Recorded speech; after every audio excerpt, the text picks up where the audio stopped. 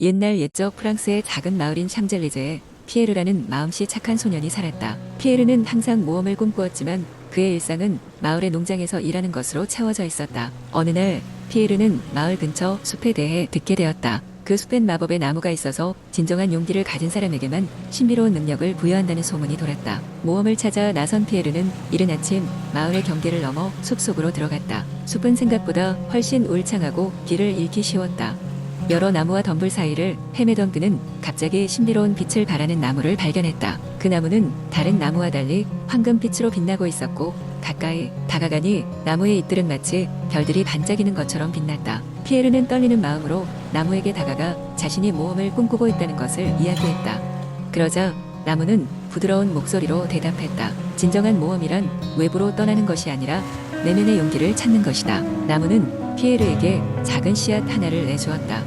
이 씨앗을 심고 용기를 가지고 보살펴라. 그리하면 너의 꿈은 이루어질 것이다.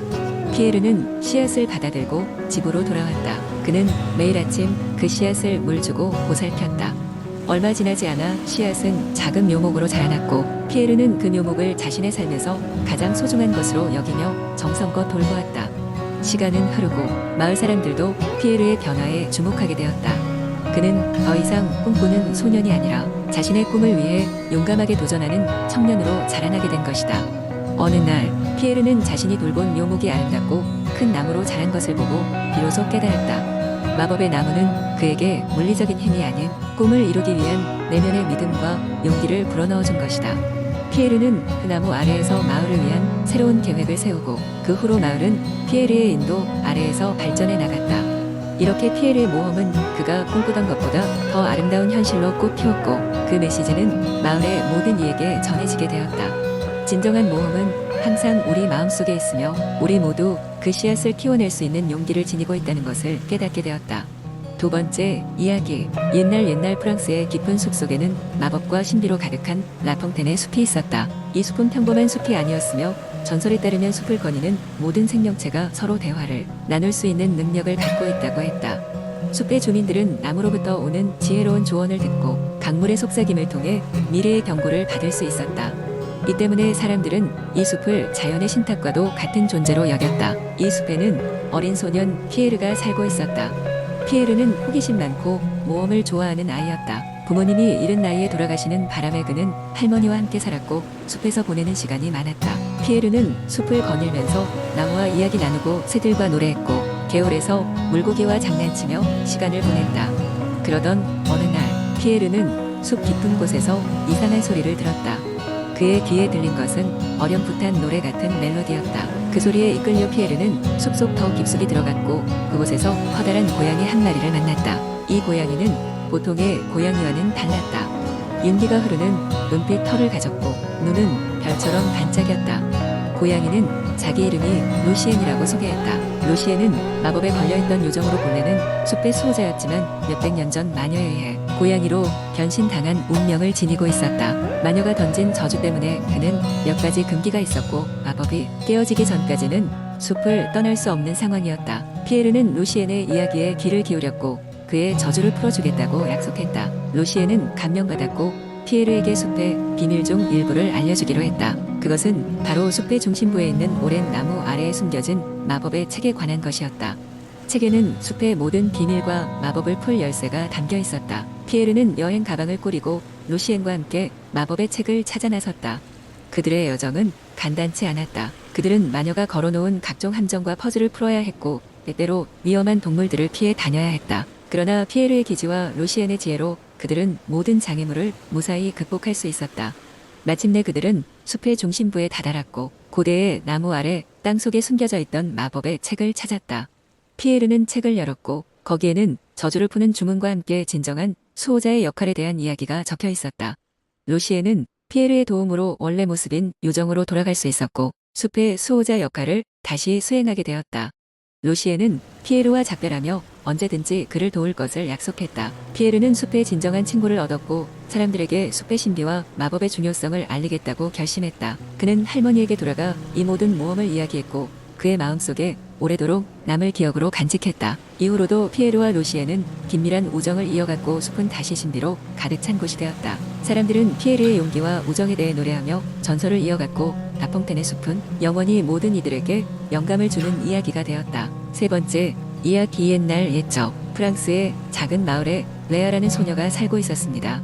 레아는 맑고 영리한 아이로 항상 새로운 모험을 꿈꾸며 자랐습니다.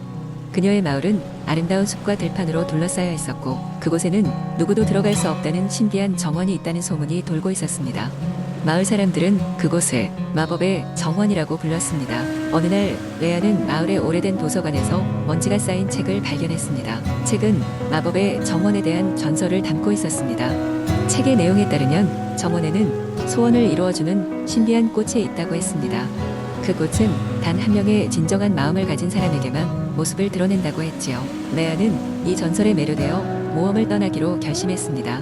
그녀는 이른 아침에 여행을 떠나기 위해 작은 배낭을 준비했습니다. 빵과 치즈, 우물병, 그리고 지도와 나침반을 챙겼습니다. 레아는 마을의 가장 나이 많은 할머니로부터 유용한 조언을 얻었습니다. 마법의 정원에 가고자 한다면 길을 잃지 않도록 마음의 소리를 들어야 한단다. 그렇게 레아는 숲으로 향했습니다. 숲은 점점 깊고 어두워졌지만 레아의 마음속에는 두려움보다 호기심이 더 컸습니다. 그녀는 희미하게 듣던 새소리와 나무 사이로 빛나는 햇살을 따라 조심스럽게 숲속을 헤맸습니다. 그리고 마침내 그녀는 떨리는 심장 소리를 들으면서도 확신에 찬 발걸음으로 정원을 따라갔습니다. 숲의 옆쪽에 오래된 대리석 문이 모습을 드러냈습니다. 물에 비친 달빛처럼 문양이 신비롭고 아름다웠습니다. 문을 지나 정원 안으로 들어서자 레아는 숨이 막힐 만큼 아름다운 광경에 멈춰섰습니다. 그곳에는 빛나는 꽃들과 형형색색 나비들이 날아다니고 있었습니다. 레아는 정원 깊숙한 곳으로 발걸음을 옮겼고 그곳에서 전설 속의 꽃을 발견했습니다. 팡 드 플레르 라 불리는 꽃이었죠. 꽃은 그녀에게 말하는 것 같았습니다. 내 진정한 소원은 무엇이니? 레아는 잠시 눈을 감고 자신의 마음속 깊은 곳을 마주했습니다. 그리고 조용히 답했습니다. 사람들이 더 행복하고 서로 사랑할 수 있기를. 그 순간 정원은 부드럽게 빛나기 시작했고 레아는 마치 꿈을 꾸는 것처럼 몸이 가벼워졌습니다.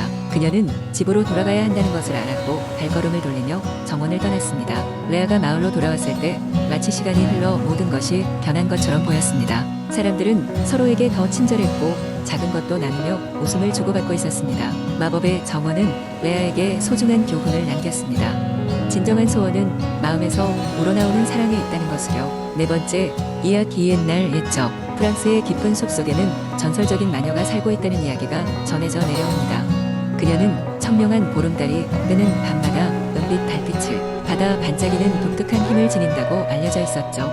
마을 사람들은 그녀의 이름조차도 부르기를 두려워하며 그녀의 영역에 들어가는 것을 금기시했습니다. 하지만 이 고요한 마을에는 젊고 대담한 소년 장이 살고 있었습니다.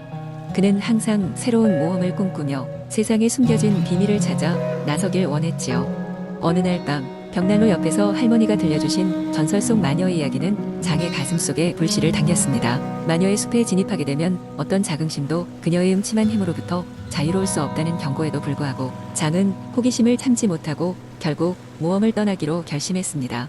그날 밤 장은 작은 배낭에 간식을 넣고 산으로 향했습니다.